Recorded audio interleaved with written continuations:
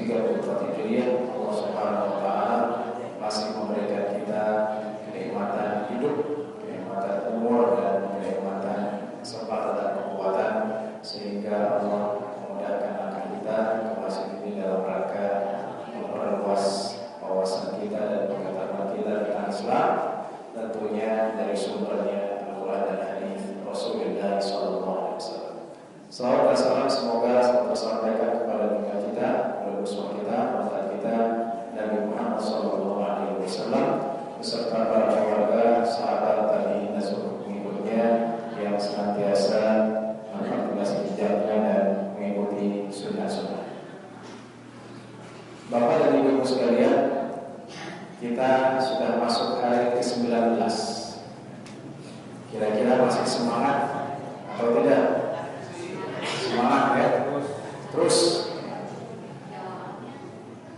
kira-kira senang atau sedih? Senang karena mau libur panjang. Senang karena dapat THR, double THR-nya dari kantor dan dari suami. Senang karena mau dibeli baju baru, perhiasan baru, sendal baru dan lain-lain. Baik, Rasulullah SAW sebelum kita masuk perlu ada hal yang saya sampaikan. Walis-sha'imi farhatan, kata Rasulullah dalam hadis qudsi. Allah berfirman, dan orang yang berpuasa itu dia mempunyai dua kebahagiaan.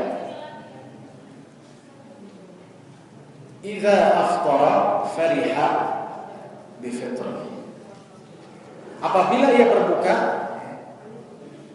maka dia berbahagia karena dia telah sampai pada akhir puasanya, dia berbuka. Fariha. Tadi saya ngobrol dengan peserta, bagaimana kalau di Maroko bukaan banyak kan? Banyak, tapi tidak seperti di Indonesia. Di Indonesia habis zuhur udah banyak. Ya, habis zuhur udah banyak itu takjilan bukaan. Itu yang bilang kan Indonesia di Depok. Di Depok ya khususnya. Di Depok ini. Pak keluar Pak ngapain? Nyari bukaan. Subhanallah, masih jam 1:30. Ya. Terus habis asar keluar lagi Pak ngapain? Ini takjilan kurang. Nanti mau maghrib keluar lagi Pak ngapain? Nyari takjilan. Sehingga itu penuh 7 piring, 8 piring di depan, ya, di depan mata dan ingin dihabiskan semua. Tidak. Jadi yang pertama adalah karena seorang muslim ketika dia sampai adzan maghrib dia bahagia. Saya sudah selesai.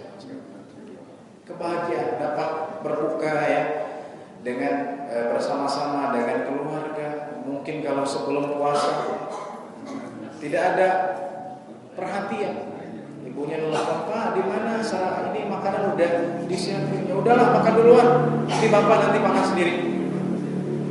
Tapi dalam bulan puasa tidak. Pulang cepat. Kalau bisa jam 3 dari kantor. Kenapa? Ini buka bersama. Kemudian kata Rasulullah SAW yang kedua adalah wa idza laqiya rabbahu fariha bisawm. Ini hadis yang muttafaqun alaih dari Abu Hurairah. Apabila bertemu Tuhannya, bertemu Allah Subhanahu wa taala, ia bahagia dengan puasa. Bagaimana itu? Penjelasannya karena puasa memberikan pertolongan bagi orang yang melakukan. Dan hadis tapi dhaif, memberikan syafaat. Seorang hamba dia akan bahagia ketika bertemu Allah Subhanahu wa taala dengan puasa. Alhamdulillah, saya puasanya pol. Di hadapan Allah Subhanahu wa taala dia bahagia karena dia mampu berpuasa penuh. Kecuali yang Allah uzurkan. Jadi saya wanti-wanti bagi pemuda-pemuda bukan yang di sini. Di sana banyak ya kita dengar ya siang hari di bulan Ramadan ya minum es kelapa. Saya lihat sendiri 2 tahun yang lalu pemuda habis lapar di tengah hari di bulan Ramadan.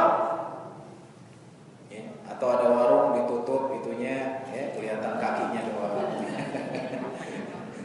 Warungnya ditutup tapi kaki banyak di situ, sambil kedengeran kunyahan gitu. Lawan FPI. Lawan FPI sendiri. Baik. Jadi bangga dengan puasa Fariah. Nah itu sisi kebahagiaan. Jadi senangnya Rasulullah SAW bukan semata-mata, wah udah kamu kenapa sih senang? 10 hari terakhir, karena sebentar lagi saya mudik. Pokoknya saya senang banget. Kenapa? Alhamdulillah puasa selesai. Kenapa emangnya? Bebas. Saya kalau puasa saya lapar terus. Siang saya perut keroncongan, ya. Kemudian enggak kuat jadi lemes dan yang lain. Sehingga kebahagiaan inilah yang ada. Kemudian tadi ada yang bilang sedih. Kenapa sedih? Ibu kenapa sedih di bulan Ramadan? Gara-gara cabai naik harganya. Cabai naik, jengkol naik, wah harga naik. Ya. Ini Ramadan bulan penuh berkah, tapi harga juga naik. Sedih. Sedihnya bukan di situ.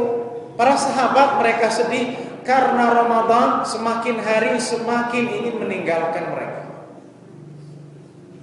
Mereka sedih. Nangis karena Ramadan bulan yang penuh berkah. Kalau bulan itu selesai, maka keberkahan itu akan selesai. Keberkahan yang banyak akan selesai. Akan habis. Walaupun keberkahan ada di bulan-bulan lain, tapi bulan Ramadan adalah bulan penuh berkah. Menangis, ya. Nah, kira-kira nanti ketika kita malam takbiran nangis atau ketawa-tawa, senang-senang, sehingga mereka melakukan hal-hal yang dianjurkan oleh Rasulullah SAW, yaitu itikaf. Baik, kita masuk ke tema, ya, itu sebagai mukaddimah agar kita terus menjalankan Ramadan ini dengan semangat. Ya, semangat, tidak lemes, tidak malas, ya, dengan semangat. Karena bulan Ramadan adalah bulan kemenangan. Tapi itu bukan penjelasannya di sini. Bulan kemenangan artinya bulan kemenangan. Kalau Allah Subhanahu Wa Taala membukakan bagi umat Islam kemenangan baik peperangan ataupun yang lainnya. Tema kita adalah tentang nuzulul Quran. Nuzulul Quran itu turunnya Al-Quran. Perlu diketahui Bapak dan Ibu sekalian, hanya Al-Quran kitab yang dijaga oleh Allah Subhanahu Wa Taala keasliannya. Ya.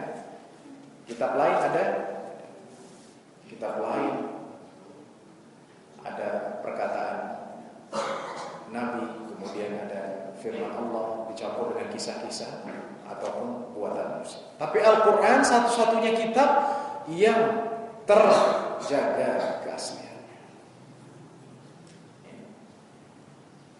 Nuzulul Quran, turunnya Al-Quran, sering kita bahas. Kenapa sih Pak Ustaz Nuzulul Quran? Nuzulul Quran ini adalah sebagai peringatan bagi kita agar kita dekat dengan Al-Quran. Itu intinya. Ya Allah, saya sampaikan bahwa Nuzulul Quran artinya itu Allah firmankan agar hamba benar-benar menjadi ahli Al-Quran.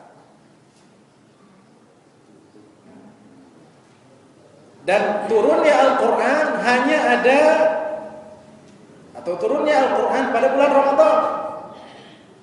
Dalilnya firman Allah Subhanahu Wa Taala dalam surat Al-Baqarah ayat 185, ketika Allah berfirman, Syahrul Ramadan alladzi unzila fihi al-Qur'an hudan lin-nasi wa bayyinatin minal huda wal furqan.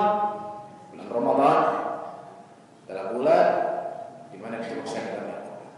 Hudan lin-nas sebagai petunjuk bagi manusia, wa bayyinatin minal huda wal furqan, dan bukti bagi minal huda wal furqan dan kebenaran.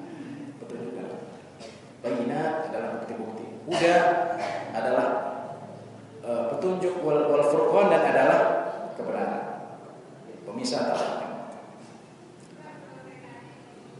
Sebelum kita mengambil faidah-faidah dan pelajaran dari nuzulul Quran. Di sini saya ingin menyampaikan hal itu, yaitu tentang bagaimana turun Al-Quran.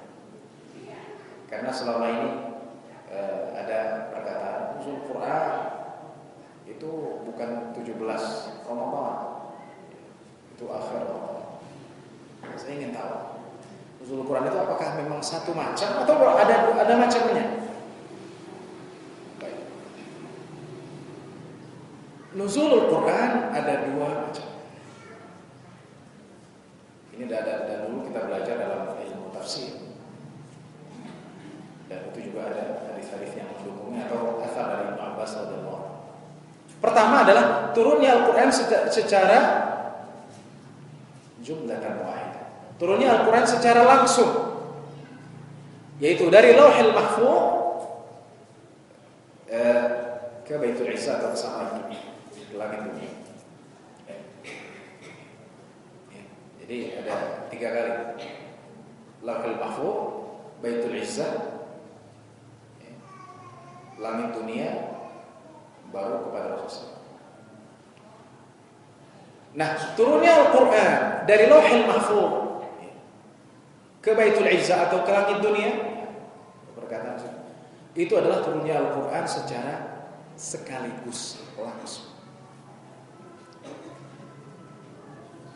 Dan itu terjadi pada 10 akhir di bulan Ramadan,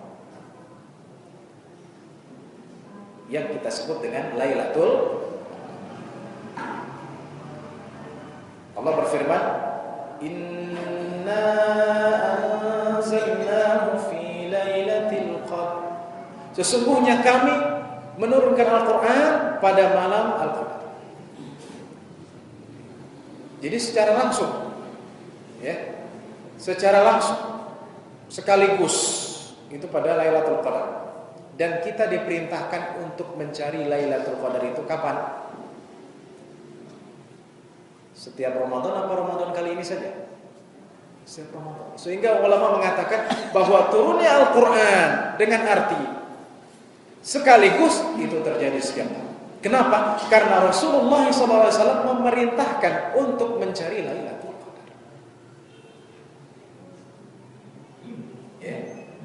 Tanazzalul malaikatu war-ruhu fiha bi'izni rabbihim min kulli amr salamun hiya hatta matla'il fajr. Itu setiap tahun, jumlatan wahidah. Itu yang pertama. Yang kedua adalah turunnya Al-Quran secara berangsur-angsur. Dan itu juga terjadi pada bulan Ramadan. Cuma ada perbedaan. Apakah tanggal 20 atau malam 17? Walaupun saya lebih condong malam 17. Dan itu adalah awal wahyu yang diturunkan dari langit dunia melalui perantara Jibril kepada Nabi Muhammad SAW dengan firman-Nya, "Iqra bismi rabbikal ladzi." Bacalah dengan nama Tuhanmu, dengan nama Allah yang telah menciptakan.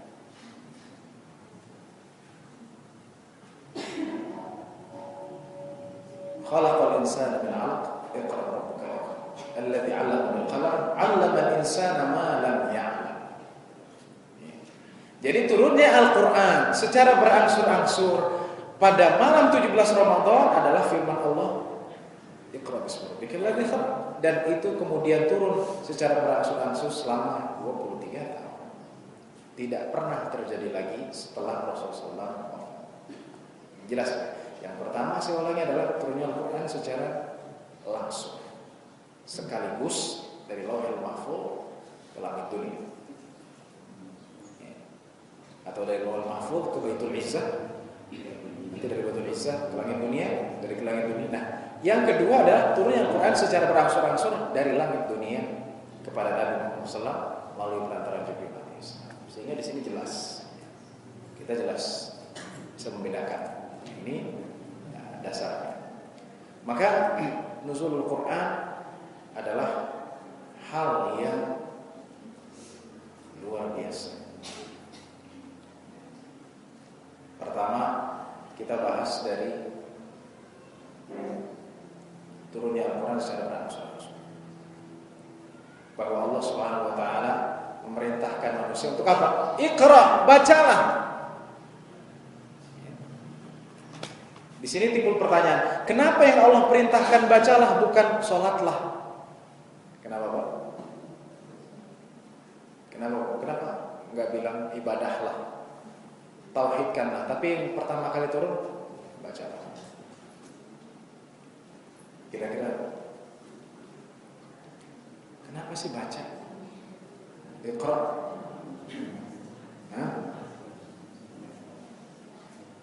Karena ibadah dan tauhid itu tidak mungkin tanpa ilmu. Tidak mungkin tanpa ilmu. Sekarang saya mau doa kepada Allah, ya, atau ibadah kepada Allah, tapi ibadah yang lain juga, itu diterima atau tidak? Tidak. Rajin ke masjid, habis itu ke eyang fulan, eyang ramalin aku dong. Kenapa? Ya. Sebelum UN itu ada siswa di SMP mana, saya baca di berita, sengaja pergi ke makam wali fulan. Saya tidak mengatakan haram, tidak. Silahkan ke makam mana saja selama muslim adalah sunnah. Tapi ada niatnya. Mereka ke makam fulan, salah seorang di antara siswa mengatakan, kami ke makam wali fulan agar UN kami lulus. Nah, benar apa enggak? Diterima atau tidak? Kalau ke makam silakan. Mau nyekar atau apa namanya? Nyekar gimana proses? Niatnya adalah untuk ziarah. Tapi kalau ada anggapan lain, wah kamu aib, kenapa nyekar dong? Ya, kenapa sih nyekar? Ya, mau Ramadan masa nggak nyekar ke orang tua? Nanti dia marah di sana. Di sana itu anggapan yang salah. Jadi kalaupun mau ziarah kubur, niatkan saya sebagai pengingat kita terhadap kematian. Jadi ibadah itu tidak mungkin dapat dilakukan tanpa adanya ilmu. Tanpa adanya ilmu. Ya. Sekarang orang mau sholat, saya mau sholat tapi nggak mau wudu. Kenapa? Dingin. Bisa nggak? Harus ada ilmu.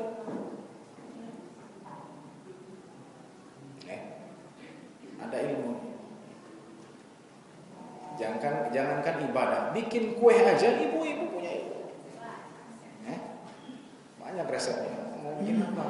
Nastar, kacang goreng. Kalau bapak-bapak suruh bikin, nggak bisa. Bisa gosong itu nastar. Kenapa? Nggak ada ilmu. Nah, apalagi ibadah Allah. Jadi Allah Subhanahu wa taala mengatakan, "Iqra bismi rabbikal ladzi khalaq." Itu adalah perintah.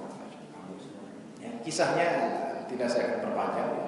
Rasulullah ketika itu kan Rasulullah yatahannatsu di Hira. Rasulullah tahannus beribadah di Gua Hira, kemudian datanglah kepadanya Jibril alaihissalam, ya. Disuruh baca, "Iqra," kata Rasulullah, "Ma ana biqari."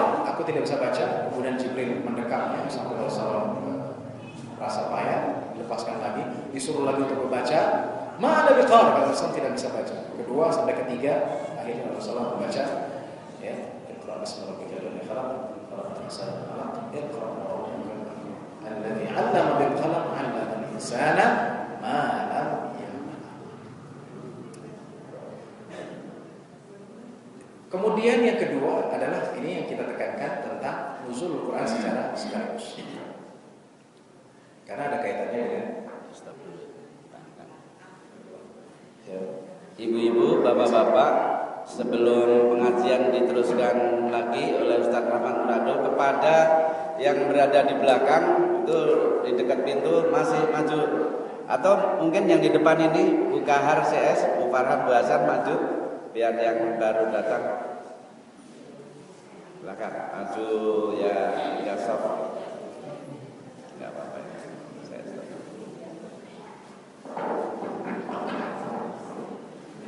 Silakan masuk. Pak Rasma bisa dibantu mengaturnya.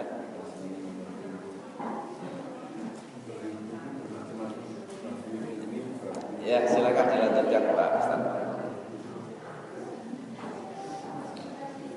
Baik, Bapak Ibu sekalian. Kemudian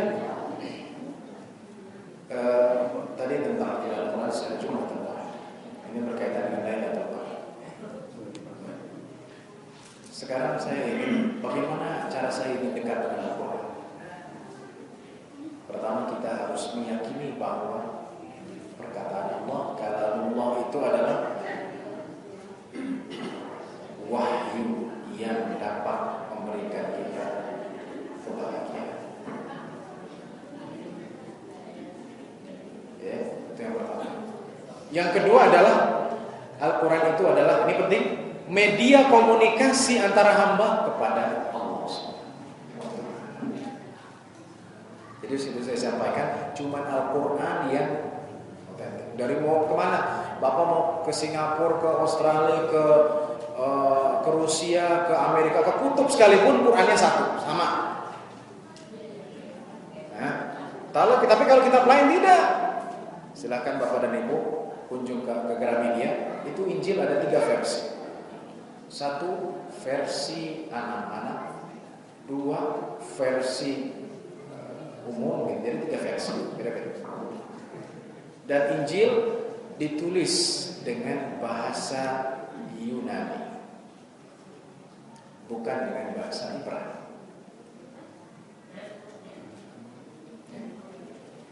Bukan dengan bahasa Ibrani. Yang pertama kali ditemukan, walaupun ada sudah pernah saya sampaikan, ada di Injil Barnabas ditemukan di Turki. Itu satu lembarnya harganya $1 miliar. Ditulis dengan tinta emas. Itu ada dengan bahasa Ibrani. Tapi nggak mau orang mengaku, pihak Vatikan juga nggak mau mengakui Injil. Tapi itu sudah lama. Cuman sekarang beritanya tidak diekspos lagi. Al-Quran dari pertama kali turun pakai bahasa apa, Pak? Arab. Boleh nggak kalau saya sholat pakai bahasa Indonesia? Allahu Akbar dengan menyebut nama Allah, mengasih lagi maafnya ya. Enak kan dengarnya? Segala puji bagi Tuhan semesta alam, bagi Allah Tuhan semesta alam. Nggak enak. Tunjukkanlah kami. Mau dinangisi juga nggak bisa. Tunjukkanlah kami jalan yang lurus. Al-Quran diturunkan dengan bahasa Arab. Kenapa sih Pak Ustadz kok nggak bahasa Indonesia aja? Karena hikmah yang Allah inginkan bahwa Al-Quran diturunkan dengan bahasa Arab. Bahasa Arab adalah bahasa yang satu-satunya dijaga sampai hari kiamat, karena Al-Quran itu dijaga Allah Subhanahu wa ta'ala.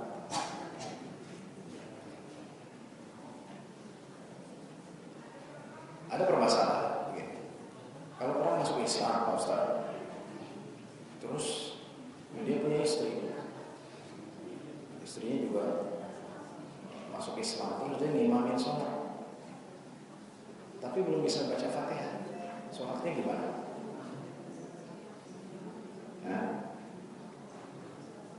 Boleh nggak pakai zikir saja? Nggak boleh kan? Jumhur ulama mengatakan tidak sah seseorang sholat walaupun dia tidak bisa baca Fatihah, maka tidak sah baginya untuk sholat belajar.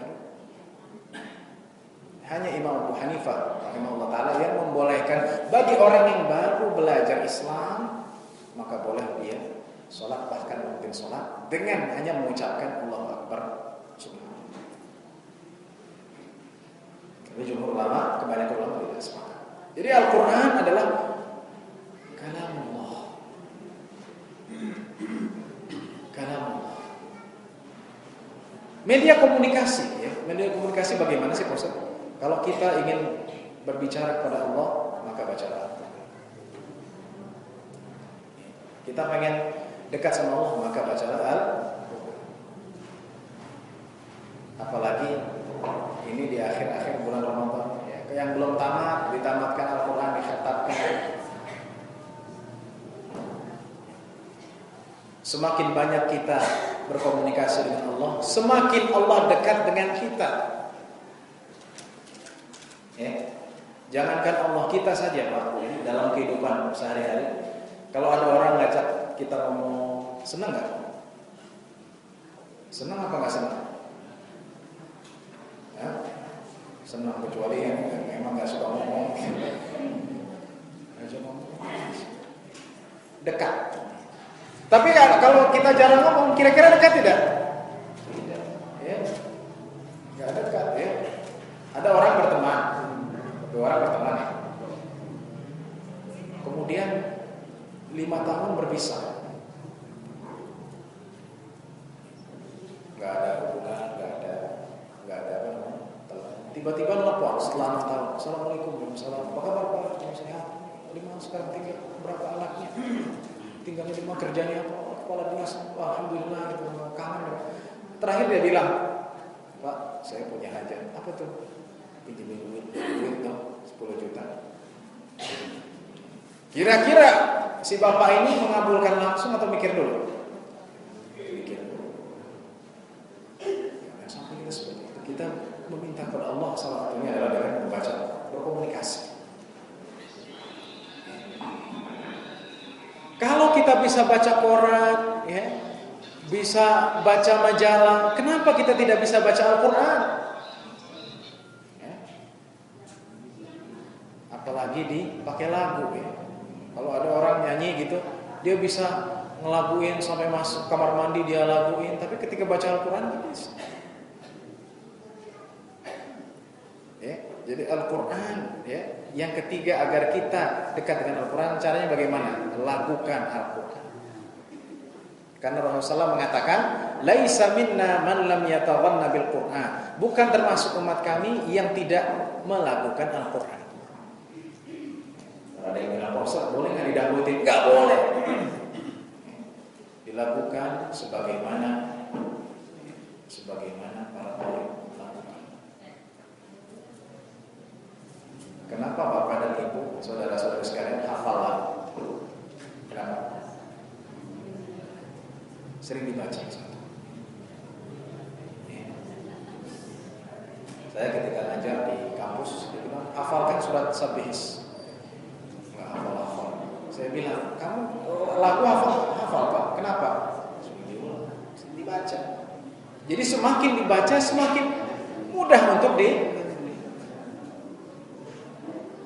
Yang kedua tadi, kenapa orang cepat menghafal? Karena apa? Irama, lagu. Lagu apa? Lagu Sudes. Bisa, ya. Mau lagu Surem?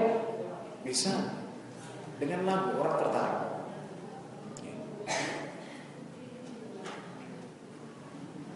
Wa idza sa'alaka 'ibadi 'anni fa inni qarib. Pakai Hudzaifah, pakai ajan.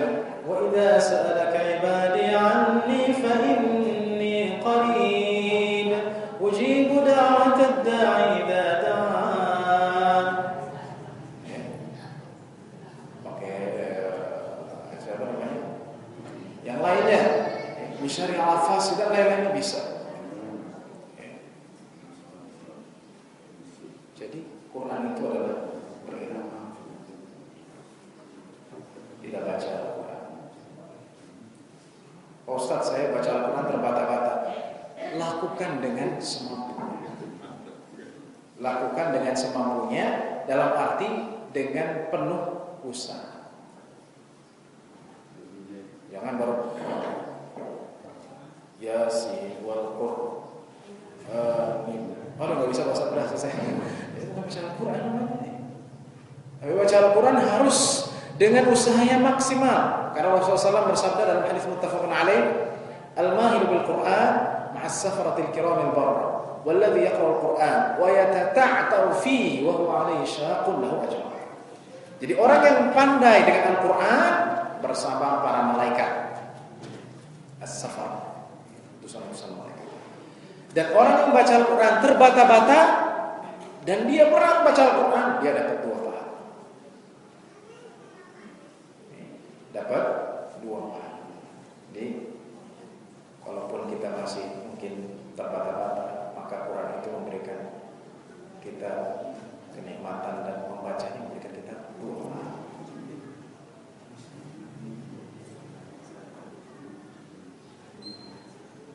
Kemudian ada nggak cara lain agar kita dekat dengan Al-Quran?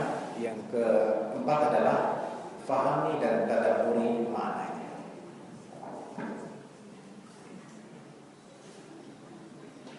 Fahami dan tadabburi makna. Al-Quran itu maknanya indah selain lafaznya. Ya, tadi sudah kita bahas. Al-Quran lafaznya enak, ya, berirama. Ya, apalagi ada yang suka surat Ar-Rahman gitu. Ar-Rahman 'allamal Qur'an khalaqal insana 'allamahul bayan asy-syamsu wal qamaru bihusban wan najmu wasy-syajaru yasjudan. Irama. Quran enak dibaca. Selain juga maknanya adalah satu mukjizat. Indah. Maknanya sangat indah. Kalau kita baca Al-Quran, kita pahami maknanya, itu akan memberikan kita cahaya di dalam hati.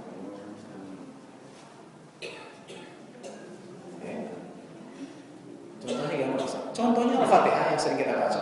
Kalau kita pahami maknanya, luar biasa. Dari mulai Bismillahirrahmanirrahim. Alhamdulillahi Rabbil Alamin. Segala puji bagi Allah Tuhan semesta.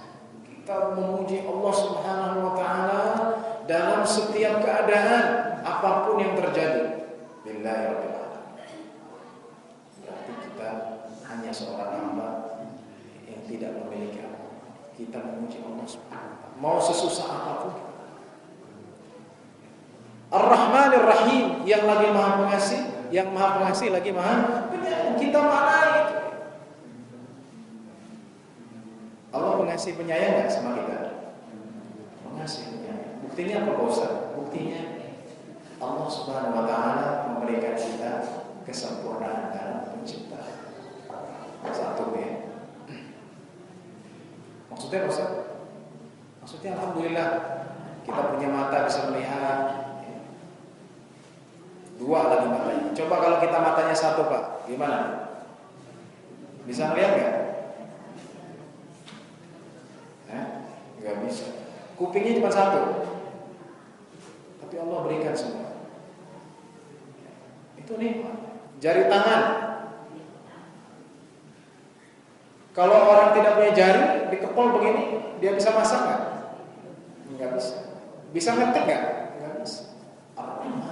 Allah Maha Pengasih, atau Allah Maha Pengasih, Maha Penyayang dan Pengasih. Malik Yaumiddin, yang menguasai hari pembalasan. Nanti Allah Subhanahu wa taala akan berkuasa. Kenapa di sini pertanyaan, loh, bukannya Allah menguasai dunia dan akhirat? Kenapa di sini hanya menguasai hari akhir? Ulama mengatakan karena pada hari akhir semua kekuasaan yang dimiliki hamba dicopot semua. Maksudnya Ustaz? Maksudnya tidak ada lagi orang yang bawa pangkat dan gelar. Enggak ada. Kalau di dunia masih, oh ya saya pejabat nih, pangkat saya bintangnya Pak. Oh saya presiden, saya ketua DPR. Tapi nanti di hadapan Allah Subhanahu wa taala, Maliki Yaumiddin, semuanya adalah hamba, tidak ada seorang pun yang bisa menempatkan posisinya dan jabatan di dunia. Itu makna. Jadi Al-Qur'an itu lafaznya ya, enak dibaca, kemudian maknanya juga luar biasa. Indah. Baik. Bapak dan Ibu sekalian, ya. Kemudian bagaimanakah interaksi Rasulullah SAW dengan Al-Quran, khususnya pada bulan Ramadan? Ibnu Abbas menjelaskan, ya, Kana Rasulullah ajwad an-nas wa kana ajwad ma yakunu fi Ramadan hina yalqahu Jibril wa kana yalqahu fi kulli lailatin min Ramadan fa idza Rasulullah. Jadi Rasulullah adalah orang yang paling dermawan. Dan kedermawanan Rasulullah ditingkatkan lagi pada bulan Ramadan. Kedermawanan maksudnya ada dua hal, kedermawanan berinfak dan kedermawanan dalam arti membaca. Jibril alaihissalam bertemu dengan Rasulullah setiap malam. Dan Rasulullah mudarasatul Quran, tadarusan dengan Jibril. Enak enggak tadarusan sama Jibril? Saya tadarusannya sama itu enak juga. Tadarus itu sudah ada. Jadi membaca. Jadi Jibril bertadarus, Rasulullah tadarus dengan Jibril alaihissalam pada setiap malam. Jadi Quran itu untuk dibaca dan difahami, ya, bukan untuk dipajang, Pak. Ya. Ada orang yang koleksinya ngumpulin Quran.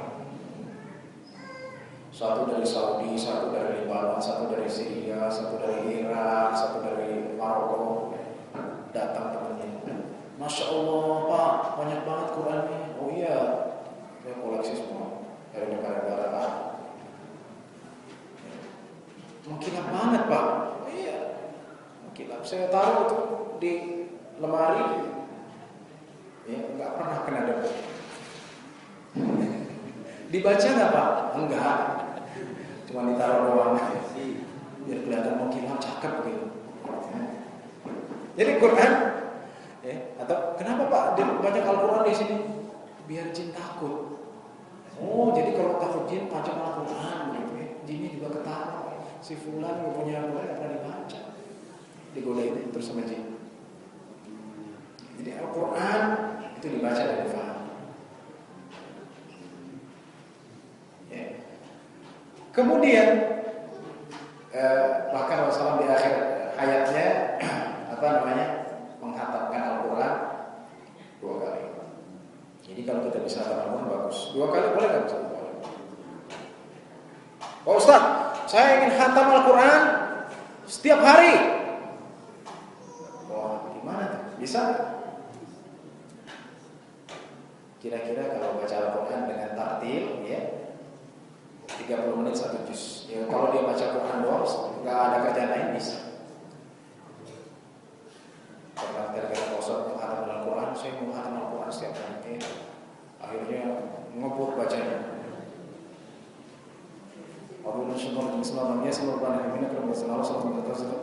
Selesai. Itu bukan bacaan yang diinginkan oleh Rasulullah. Bacaan yang diinginkan oleh Rasulullah SAW adalah bacaan yang tartil, yang sesuai dengan tajwid dan makhraj. Ya, kalau kita baca dengan tartil, ya, Yasin wal Qur'anil Hakim innaka laminal mursalin ala siratin mustaqim tanzilal azizir rahim. Cepat tapi menjaga hukum dan kaidah tajwid. Bukan membaca dengan terus sehingga nabrak. Saya baru dapat video di YouTube, di Facebook. Judulnya Sholat Tarawih Tercepat. Benar, saya lihat videonya asli. Cuma saya nggak tahu ini mazhabnya apa. Itu 7 menit durasinya, 20 rakaat. Nah, kita nggak bahas masalah rakaat ya. Itu pembahasan khusus. Tapi ini cepatnya luar biasa. Oh. Nah, bacanya bagaimana? Ya, sujud sujud bangun sebelum ya, habis salam langsung berdiri lagi. Bayangkan, ya. Apakah itu yang diinginkan dengan Al-Quran? Apakah itu yang kita inginkan baca Al-Quran? Al-Quran dibaca dengan tartil, ya, sehingga prinsip kita dalam sholat tarawih yang penting tarwih. Dan saya sering jelaskan bahwa salah satu rukun salat itu apa, Bu? Tumanina. Dan itu bittifaqil fuqaha, tanpa perbedaan sedikit pun antara fuqaha. Semua sepakat. Jadi kalau masalah tumanina sudah orang ngebut begitu ya, maka itu sudah membatalkan sholat karena rukunnya hilang. Bapak, Ibu pernah dengar orang baca Fatihah dengan satu nafas? Sering. Begini baca. Bismillahirrahmanirrahim. Alhamdulillahirabbil alamin arrahmanir rahim maliki yaumiddin iyyaka na'budu wa iyyaka nasta'in ihdinas siratal mustaqim siratal ladzina an'amta 'alaihim ghairil maghdubi 'alaihim waladdallin. Amin. Waladdallin. Amin langsung. Karena apa? Cepat-cepat. Jadi Quran dibaca dengan tahap. Baik, kembali kepada asal nuzul Quran itu berkaitan dengan i'tikaf. Tadi kata Ustaz Farhan dibahas dengan i'tikaf ya. Jadi karena kita mau masuk 10 hari terakhir, maka Rasulullah SAW melakukan hal yang tidak biasa di hari lainnya di bulan Ramadan. Ya. Hadis Aisyah radhiyallahu anha dalam muttafaqun alaih, kana Rasulullah SAW idza dakhala al-'ashr shadda mizarahu wa ahya lailahu wa yaqadha. Rasulullah SAW apabila masuk 10 hari terakhir ya, mengencangkan sarungnya. Oh, pakai gesper Pak Ustaz sarungnya. Bukan, mengencangkan sarungnya itu artinya tidak melakukan hubungan suami istri. Ya. Jadi bagi bapak-bapak yang ingin mendapatkan Lailatul Qadar, dikencangkan sarungnya. Ya. Ibu-ibu ketahui. Kemudian waqam ahlahu, membangunkan ya keluarganya, bangun keluarga, maksudnya melek wa ahya lailahu, dan menghidupkan malamnya. Oh iya Pak Ustaz, benar ya, suami saya bangunin saya malam ngapain, suruh bikin kue mau dekat lebaran. Bangun Bu, kuenya belum jadi. Tidak membangunkan ya. Jadi kalau bisa, ini masuk ke tawaran dari saya, atau sekedar kalau bisa bikin kuahnya itu sebelum 10 hari terakhir. Jadi kalau 10 hari terakhir khusus kan, nanti 10 hari terakhir sibuk bikin master, bikin kacang goreng, bikin macam-macam yang belum lagi, Pak ini belum belanja, sibuk ke mall kemana-mana, akhirnya ibadahnya ya.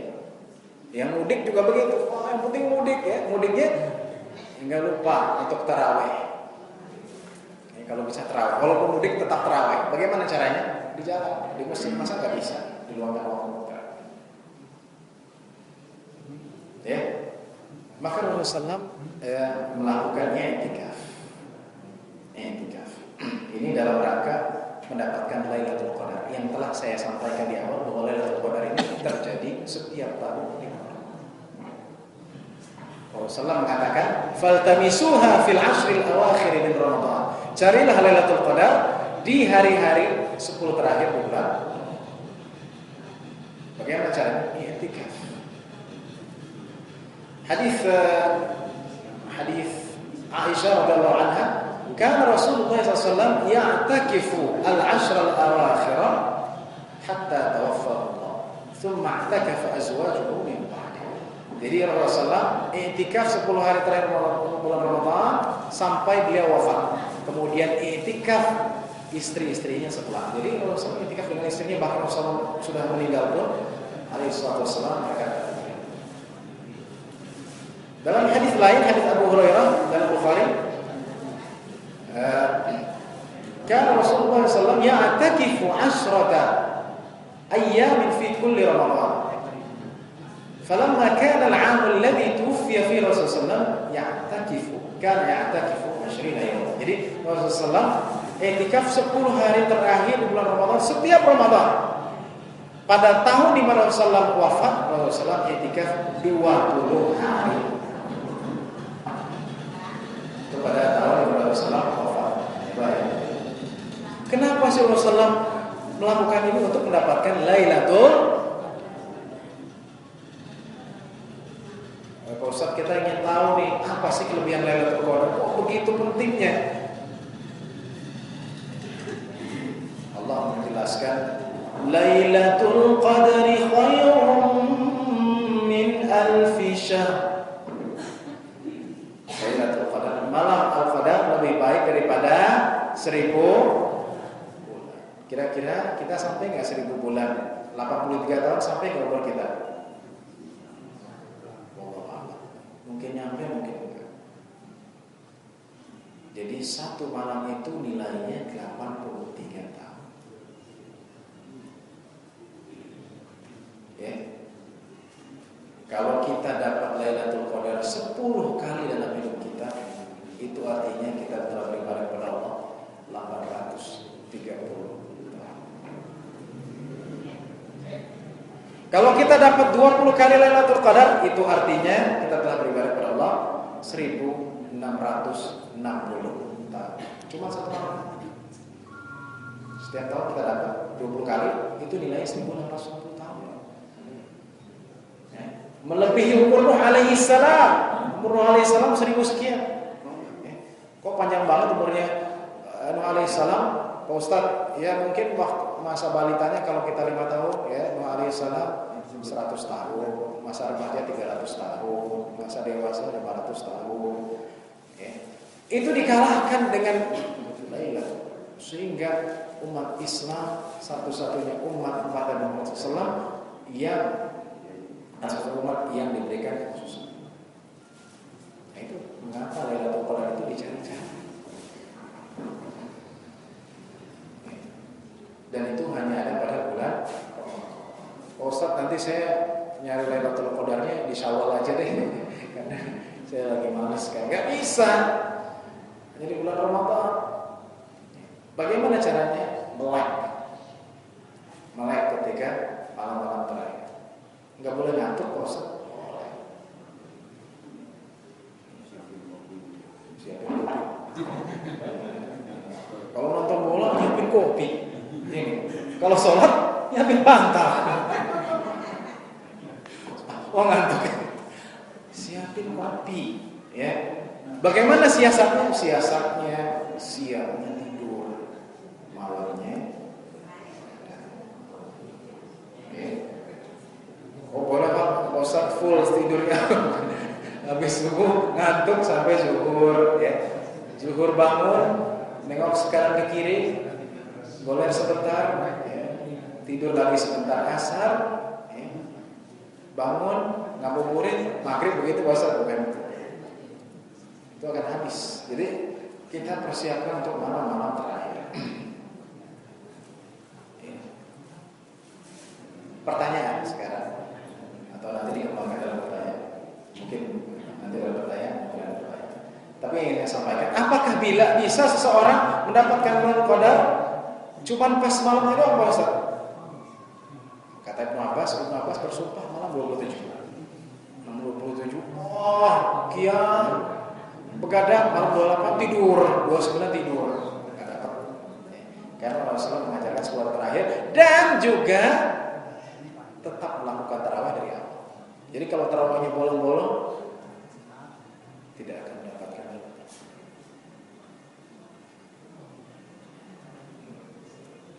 Ya, jadi kita berusaha agar tarawih kita full. Ya, kecuali yang Allah uzurkan. Kalau Allah uzurkan,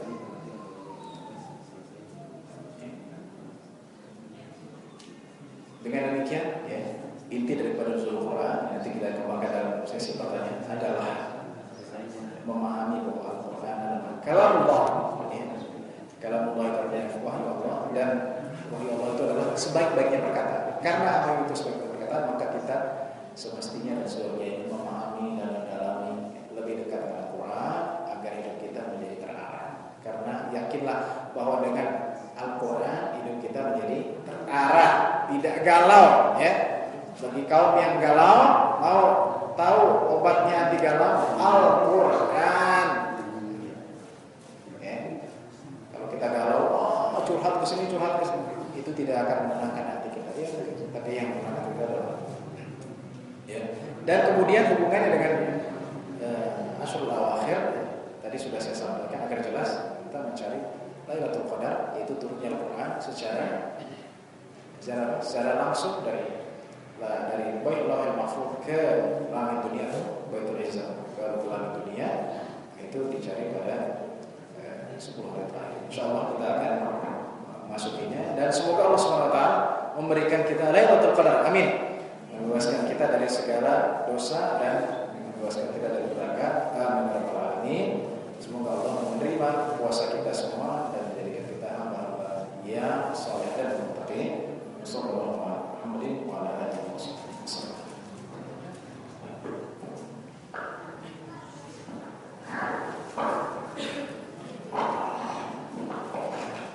Demikianlah Ibu dan Bapak-bapak tema tentang Nuzulul Quran disampaikan oleh Ustaz Ahmad Murado. Silakan pada Bapak-bapak dan Ibu yang mau bertanya, biar saya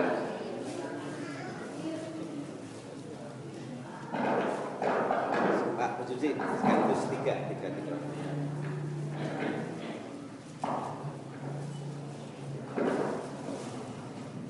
Terima kasih. Assalamualaikum warahmatullahi wabarakatuh. Pertanyaannya begini, ada sekumpulan ibu-ibu yang ingin menamatkan khatam Al-Quran itu hari itu juga dengan membagi per juz. Jadi ada 30 orang yang membaca bareng-bareng. Ini gimana nih Pak Ustaz? Siapa yang mau mendengarkannya, membetulkan makhrajnya dan sebagainya? Di mana letak kesalahannya dan sebagainya? Karena pada jam itu harus diselesaikan 30 juz, jadi disebut dengan khatam Al-Quran. Terima kasih.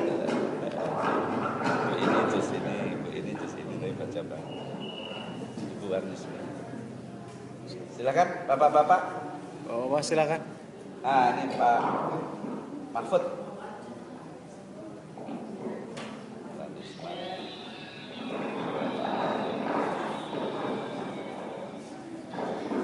Assalamualaikum warahmatullahi wabarakatuh. Saya mau bertanya begini Ustaz. Ada sebagian dari umat Islam menyelenggarakan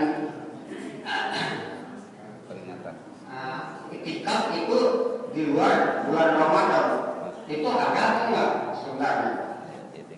Contohnya, atau kan iktikaf itu di bulan Ramadan saja dari 10 hari terakhir di bulan Ramadan. Sekian saja. Terima kasih. Mohon penjelasan. Silakan. Ada lagi Ibu? Ya.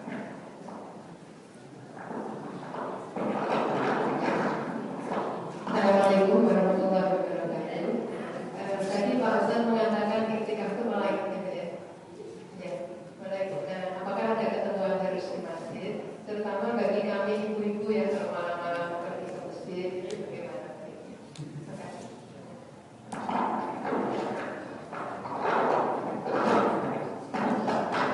Enggak ada.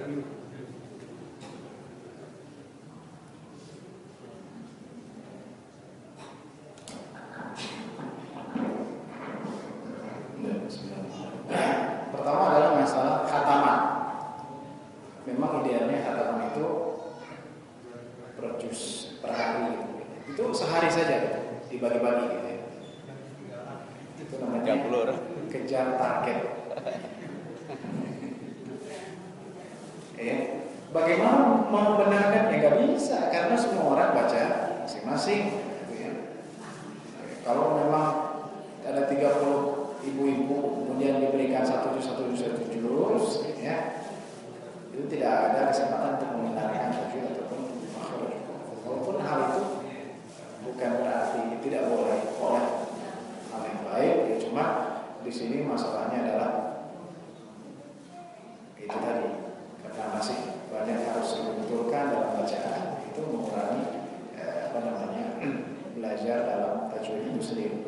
Tapi secara hukum itu boleh. Cuma mungkin kalau bisa dari awal, kalau tadarus dari awal bisa satu juz itu 5 orang, itu kan saling mendengarkan. Oh ini nanti ada yang salah. Walaupun ya ya minimal gitu panjang pendek ya, ataupun hukum-hukum yang dasar. Jadi intinya khataman 1 juz ibu-ibu per orang itu hal yang boleh. Namun lebih baik lagi apabila tidak ditargetkan secara langsung, karena mungkin ada bacaan-bacaan yang kurang pas dalam tajwid dan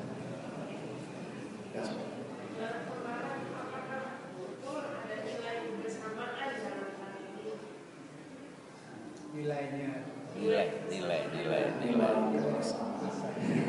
ya pasti silaturahim jelas ada.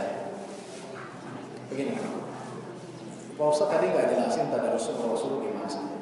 Jadi tadarus Rasul itu Rasul membacakan hafalannya kepada Jibril alaihissalam. Jadi tadi agar ada koreksian ya bahasa kita. Jadi dengarkan. Itu ya. Kemudian apakah ada nilainya? Ya nilainya tidak ada nilai yang khusus, tapi ya mungkin satu rahim. Ya. Kemudian juga kebersamaan. Apakah ada kebersamaan? Nggak ada ya. Cuma silaturahim pasti ada di situ.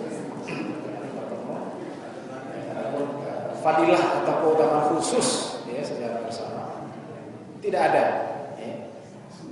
Cuman kalau dilihat dari segi cepat hatamnya benar ya setiap ya, jusnya masing-masing. Tapi khusus bahwa kalau bersama itu ada pahalanya tidak ada. Dalam hadis Rasul begini. Dalam hadis Muslim dari Anas bin Malik radhiyallahu anhu, "Wa majtama'a qaumun fi baitin min buyutillah yaqra'una al-Qur'an wa yatadarasuna fima bainahum illa nazalat 'alaihimus sakinah wa haffathum illa haffathumul malaikah wa nazalat 'alaihis sakinah wa ghasyiyatuhum ar-rahmah wa dzakara Allah fi man 'indah illa nazalat 'alaihis sakinah wa haffathumul malaikah wa ghasyiyatuhum ar-rahmah wa dzakara Allah fi man 'indah." Jadi keutamaannya ada, tapi bukan pahala. Jadi begini, tidaklah satu kaum, hadis Muslim dari Anas bin Malik, berkumpul di rumah Allah ya. Jadi kalau tadarusan di rumah Allah di masjid ya. Kemudian baca Al-Qur'an. Ya. Baca Al-Qur'an dan tadarusan mempelajari isinya, berarti bareng-bareng kan? Ya. Tidaklah mereka melakukan itu kecuali ketenangan akan diberikan Allah SWT. Malaikat akan mengelilinginya, dikelilingi oleh malaikat, ya, dan kasih sayang Allah akan diliputi. Ya, jadi itu keutamaannya, bukan keutamaan pahala, tidak ada yang khusus, tapi keutamaan memang benar ketika bersama itu di masjid baca Quran, ya, bareng-bareng itu malaikat akan mengelilingi kita. Ketenangan itu akan ada, ya. Diturunkan Allah SWT dan kasih sayang Allah diberikan. Jadi kalau kita berkumpul baca Quran, malaikat mengelilingi kita. Tapi kalau kita berkumpul merumpi, siapa yang mengelilingi kita? Setan. Setannya, setan. Senang kalau mau merumpi atau gibah. Baik. Yang kedua adalah masalah itikaf di luar. Oh, itikaf. Itikaf di luar Ramadan apakah ada? Ada. Ada. Cuman tidak pernah Rasulullah full itikafnya. Yang ada keterangan Rasulullah full pada bulan Ramadan. Pernah Rasulullah mengqada itikafnya. Bisa. Begini kejadian. Jadi suatu hari Rasulullah hadisnya sahih. Itu yang 20 hari tadi keterangannya. Jadi Rasulullah ketika mau itikaf kan sama istri-istrinya. Kemudian ternyata Hafsah radhiyallahu anha punya sekat sendiri. Ya. Zainab radhiyallahu anha punya sekat, sehingga Rasulullah marah. Apa ini sekat? Ya, Rasulullah meninggalkan itikaf dan mengqadanya di Syawal. Jadi intinya adalah bahwa itikaf pada bulan Ramadan itu yang full 10 hari Pak. Tapi itikaf di bulan-bulan lainnya tetap ada, namun tidak ada hadis atau asar menunjukkan mereka full. Maka memang sebaiknya ketika Ramadan kita bisa full. Maksudnya di masjid terus Pak, nggak keluar kecuali untuk hajat saja. Jadi itikaf ada, cuma 10 hari full itu hanya ada pada bulan Ramadan terakhir. Kemudian tadi masalah itikaf melek. Kalau kita mendapat Lailatul Qadar, kita harus meminta kepada Allah Subhanahu wa taala dengan penuh khusyuk. Iya kan? Sekarang kalau kita doa nih, ngantuk. Ya, kalau ngantuk kalau dengar enggak doa kita? Melek, ya, sadar, kalau bisa menangis, merintih, Allah Subhanahu wa taala. Bagaimana untuk perempuan? Ya ini sebenarnya lebih ke faktor pembiasaan dan kebiasaan. Mungkin kalau di Mesir dulu ya, sekarang nggak tahu keadaannya. Itu memang dikhususkan perempuan itu punya tempat sendiri untuk itikaf. Jadi sangat nyaman. Tapi kalau di Indonesia ini ya, perempuan tidak semua sih, tapi di banyak tempat belum menyediakan tempat khusus untuk ini. Oh Pak Ustadz, saya punya anak, ini urusan itu banyak permasalahan gitu ya. Padahal kalau anak itu bisa dibawa udah bisa saja itikaf juga bersama ibunya. Jadi intinya adalah itikaf itu sunnah untuk laki-laki dan perempuan sama. Itu ini. Cuma tergantung kita bisa atau enggak ya, sibuk atau enggak. Kemudian juga berkaitan dengan penyelenggaraannya gitu. Penyelenggaraan, karena mungkin di masjid ini atau yang lainnya belum ada tempat khusus untuk perempuan. Jadi kalau di Mesir itu biasanya yang bawah laki-laki, atas perempuan, biasanya seperti itu. Di atas ya di sebagian masjid besar. Baik, ada lagi pertanyaan? Itikaf harus di masjid, Ustaz? Tadi pertanyaannya. Oh iya. Itikaf harus di masjid atau di musola di mana? Itikaf hanya di masjid. Masjid Jami, masjid. Tahu jannah. Masjid Jami atau Gor Jami ya.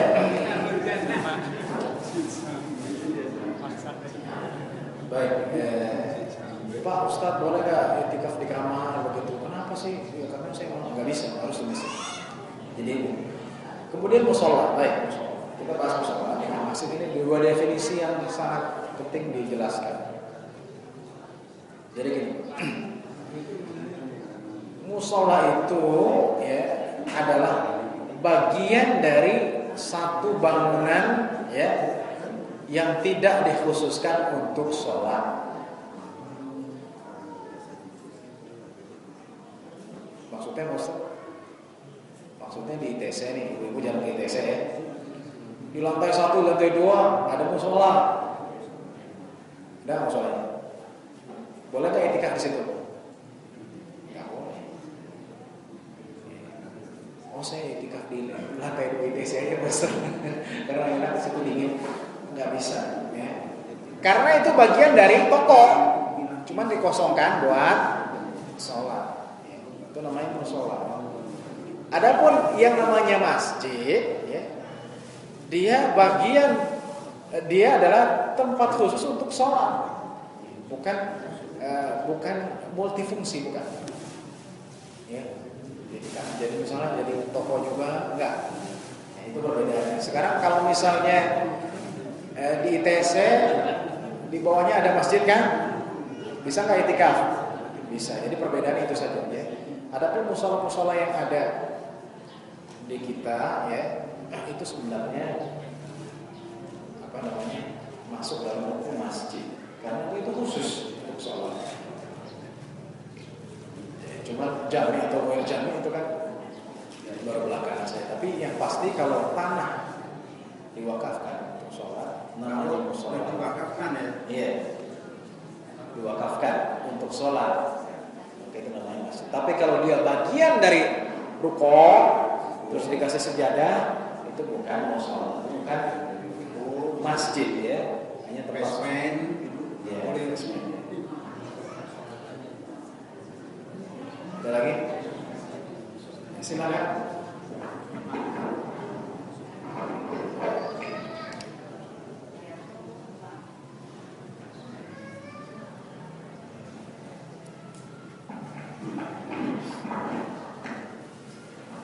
Assalamualaikum warahmatullahi wabarakatuh. Tadi kan kata Ustaz dari malam Lailatul Qadar itu lebih baik dari ibadah 1000 bulan, malam 10 bulan. Nah, tandanya kita untuk mendapat berhasil atau telah mendapat malam Lailatul Qadar itu seperti apa? Apa dari tingkatan ibadah kita jadi meningkat atau bagaimana? Terima kasih. Assalamualaikum warahmatullahi wabarakatuh.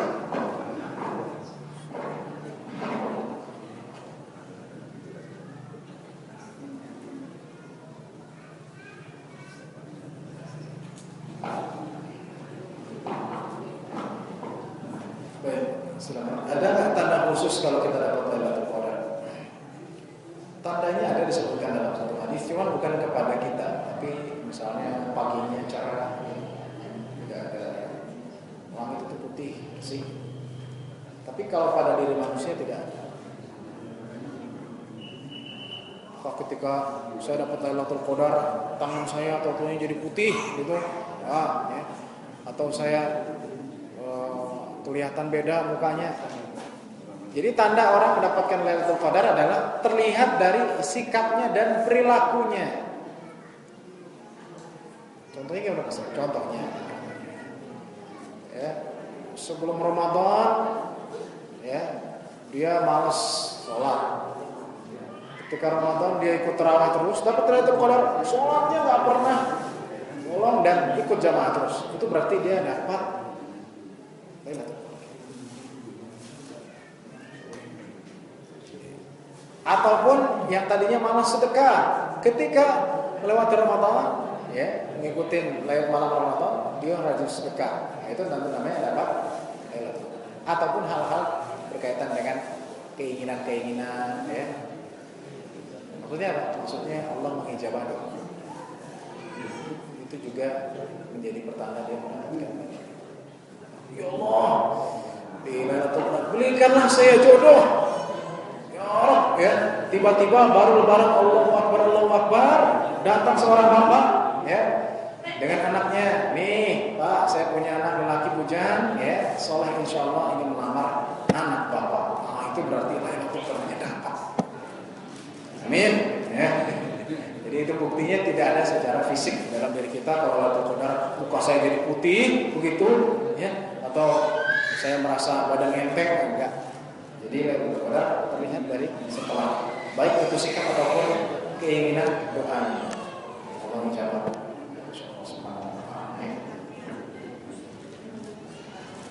Ada lagi? Cukup. Cukup. Tetap mungkin tadi berkaitan dengan dapat Lailatul Qadar itu kita jadi memang itu hikmah Allah untuk dirahasiakan mendapatkan dari Qadar. Karena itu kita mampu diberitahu kalau itu nanti kita mampu. Iya, jadi Lailatul Qadar itu memang dirahasiakan, ya. Tidak ada yang dipastikan entah malamnya berapa, agar manusia